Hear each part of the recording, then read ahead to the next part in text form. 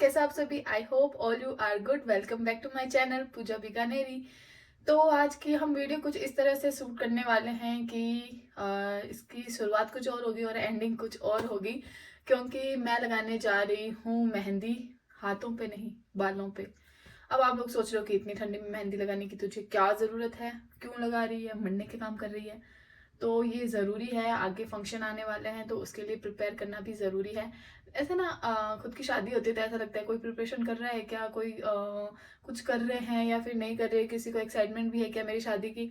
पर हमें जब पता चलता है कि लोग दूर दूर से भाग के आ रहे हैं हमारी शादी के लिए, पहले से टिकट्स बुक करवा रहे हैं, 2-3 महीने ही पहले अपना रूटीन चेंज कर रहे हैं कि हमें इस शादी में अच्छा दिखना है या ये प्रिपरेशन करनी है, ये लेके जाना है, ये खरीदना है, इसकी बुकिंग करनी है, तो बहुत खुशी होती है। मेरी शादी में मैं ऐसे सोच रही थी कि कौन कौन आ रहा होगा, कितनी दूर से आ रहा होगा, किस किस को मेरी शादी की टेंशन होगी।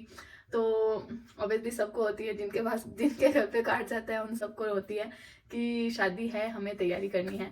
तो ऐसे ही कुछ आगे 1-2 फंक्शन है, उसकी मैं तैयारी कर रही हूँ और उसी के चलते मैं लगाने जा रही हूँ मेहंदी मेरे बालों के। लोग बोलते हैं कि मेहंदी नहीं लगानी चाहिए, पर मेरे बालों पर है ना, मेहंदी ही सही रहती है। मैंने अभी 4-5 महीने पहले घर पे कलरिंग की थी बालों पे, जो कि उसका क्या नाम था। A few moments later. Colouring की थी, कलर का नाम तो मुझे अभी याद नहीं है कि मैं कौन सा पैकेट लेके आई थी, पर शायद गार्नियर वाला था। तो मैंने कलर किया। उसके बाद में मेरे बालों पे कलर तो बहुत कम आया था, क्योंकि क्वांटिटी कम थी कलर की और बाल ज़्यादा थे। इस वजह से मैंने थोड़ा थोड़ा बीच बीच में गैप डाल के और उस हिसाब से हाईलाइट के जैसे उस कलर को यूज़ किया था। और उसके बाद में मेरे बालों की हालत कुछ ऐसी हो गई कि ये आगे वाले जो बाल है ये सारे ही टूट गए और बेबी हेयर के जैसे दिखने लग गए। तो अब मैं ये रिस्क वापस नहीं ले सकती हूँ। देखो, कलरिंग से मेरे बालों पे ये इफेक्ट आ रहा है, तो मानो कि अगर मैंने रिबॉन्डिंग या फिर स्ट्रेटनिंग या फिर बोटॉक्स, अगर ऐसा कुछ ट्रीटमेंट लिया तो मेरे बालों की क्या हालत होगी। और इससे मैं बहुत ज़्यादा घबरा चुकी हूँ कि मैं ये सब बिल्कुल नहीं लेने वाली हूँ, चाहे मेरे बाल कर्ली है, फ्रीजी है, कुछ भी है, पर मैं ये सब कुछ नहीं करने वाली हूँ। अब बात आ गई कि मेहंदी लगाने की क्या ज़रूरत है। तो ग्रे हेयर आ चुके हैं, कुछ इनसाइड है, ऊपर ऊपर से तो दिखते नहीं है, पर अंदर की तरफ सफ़ेद बाल आ चुके हैं, तो उन्हें कवर अप तो करना ही पड़ेगा। मैं लगा रही हूँ नूपुर हिना मेहंदी। मैं यही लगाती आई हूँ। अगर मैं कुछ भी लगाती हूँ तो वो उससे रिलेटेड मेहंदी ही लगाती हूँ, जो कि आंवला रीठा शिकाकाई से मिक्सचर हो, या फिर ऐसा कुछ। एक छैलाज नाम से लगाई थी मैंने, वो बहुत अच्छी थी। अब उसके बाद में अगर मैं कुछ और प्रेफर करती हूँ खुद के लिए, तो वो होगी नूपुर, जो कि स्पेशली बालों के लिए बनी होती है। उसमें मैं उसका बरगंडी कलर आता है वो यूज़ करती हूँ, और जिसकी पैकिंग आपको आगे दिख जाएगी कि कैसा है, कैसी पैकेजिंग होती है, अगर आपको बाय करनी हो तो। मेहंदी लगाना मैंने बहुत टाइम पहले ही शुरू कर दिया था, तकरीबन मानो कि मैं 12-13 साल की थी, जब मेरे बाल काफ़ी लंबे थे, उनकी लेंथ अच्छी थी और हैवी भी काफ़ी थे। पर कलर था वो था गोल्डन कलर। तो गोल्डन कलर से ऐसे हमारे जो इंडियन कल्चर में गोल्डन कलर अच्छा नहीं लगता है। तो मैं ना ऐसे भूरी भूरी सी दिखती थी, तो मेरी मम्मी बोलती थी कि तेरे बाल थोड़े से अगर डार्क हो तो तू थोड़ी ठीक लगने लग जाए। तो मम्मी ने तब से मेरे मेहंदी लगाना स्टार्ट कर दिया था। तब तो मम्मी सीधी जो अपन कोई भी मेहंदी आती थी जो हाथों के लगाने वाली होती है, या मेहंदी लगाती थी, उससे मेरे ना थोड़ा थोड़ा बरगंडी कलर अलग सा 3-4 शेड आ जाती थी बालों में, तो वो भी अच्छी लगती थी, सब जने तारीफ करते थे, और बाल लंबे थे तो वैसे भी तारीफ ही होती थी। तो उसके बाद में मैंने कंटिन्यू वो ही रखा जब तक कि मेरी शादी हुई, तब तक मेरे बाल बहुत अच्छे थे। और उसके बाद में मैं थोड़ा सा केयरलेस हो गई, अलग अलग प्रोडक्ट्स यूज़ करने लग गई, और उस वजह से बाल खराब होने शुरू हो गए, और लास्ट में करते करते कुछ ऐसा हाल हो गया है बालों का। अब वापस हमें पुराना स्टाइल ही लेना पड़ेगा। अब मैं लगाने जा रही हूँ मेहंदी, जिसकी आप प्रोसेसिंग देख लो कि मैंने उसको रात भर कैसे भिगो के छोड़ा है।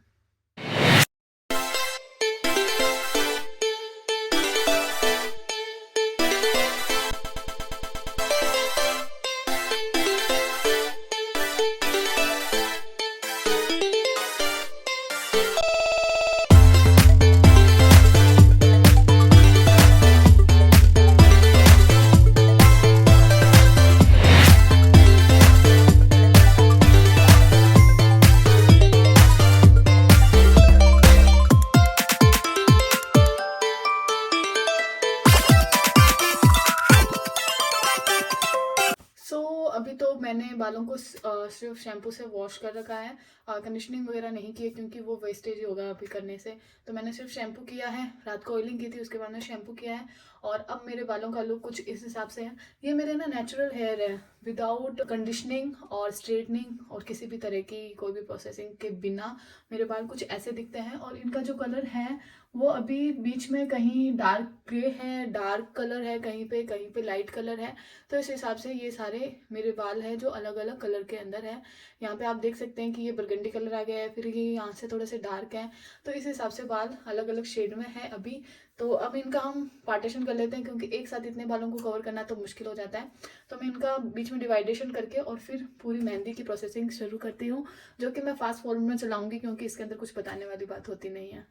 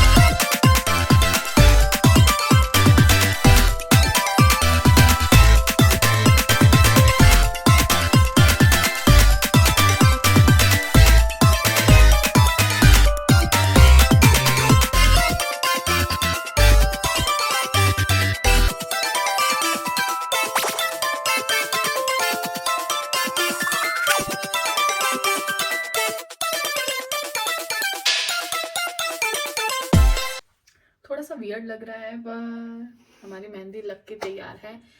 इसको अब हमें 3 से 4 घंटे रखना है। अभी टाइम हुआ है 3 बजे हैं, तो हमें इसको रखना है 6 या 6:30 7 बजे तक ऐसा कुछ।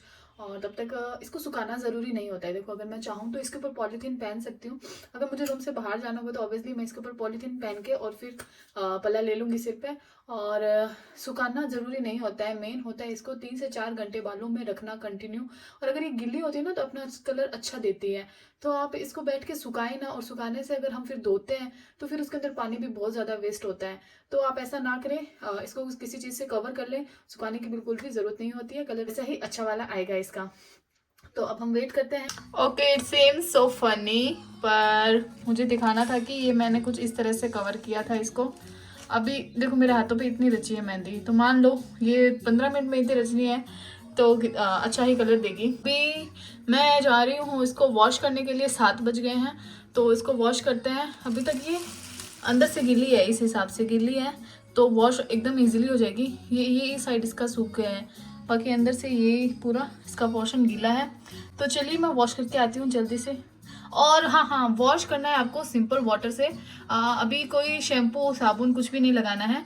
तो हम इसको प्लेन वाटर से वॉश करेंगे और उसके बाद में तेल लगा। हमारा हेयर वॉश हो चुका है। आज का पूरा शूट एक्चुअली इसी स्टोर में हुआ है, क्योंकि बाहर डुगू ने टीवी चला रखी है और उससे पहले डुगू सो रहा था, तो उस वजह से मैं बाहर बिल्कुल भी शूट नहीं किया। देखिए, मैंने वॉश तो कर लिए हैं बालों को और कलर भी आया है, क्योंकि मेरे जो वाइट हेयर थे यहाँ पे, जो वाइट बाल थे जो यहाँ पे थे और कुछ इस तरफ पता नहीं कहाँ थे, तो उनका जो कलर है वो तो हो गया है बरगंडी रेड कलर, ठीक है, हाईलाइट जैसे। और जो मेरे पहले जो सही थे बाल वो हो गए हैं डार्क ब्राउन कलर में, जो कि अच्छे लग रहे हैं। सुबह देखेंगे कि एक्चुअली इनका कलर आया कैसे। अभी तो मैं बालों के तेल लगा रही हूँ, पर सुबह इनको वॉश करके और कंडीशनिंग करके फिर देखेंगे कि इनका एक्चुअल कलर आया क्या है, क्योंकि सुबह थोड़ा और इनका कलर उतरेगा। तो मेहंदी का कुछ ऐसा कलर आया। मैंने हेयर वॉश कर लिया है शैम्पू से और इसका कलर कुछ ऐसा आया। 1 मिनट में आपको ना धूप में जाके बताती हूँ कि एक्चुअल में ये कलर आपको वहीं समझ में आएगा कि कैसा आया है। और जो मेरे वाइट बाल थे वो भी छुप चुके हैं एक हिसाब से। तो चलिए बताती हूँ आपको धूप में कि कैसा कलर आया है। धूप तो आई नहीं है, पर यहाँ पे थोड़ी सी ब्राइटनेस ज़्यादा है तो पता चल जाएगा। कुछ ऐसा कलर आया है। यहाँ पे जो वाइट बात है वो भी रेड हो गए हैं।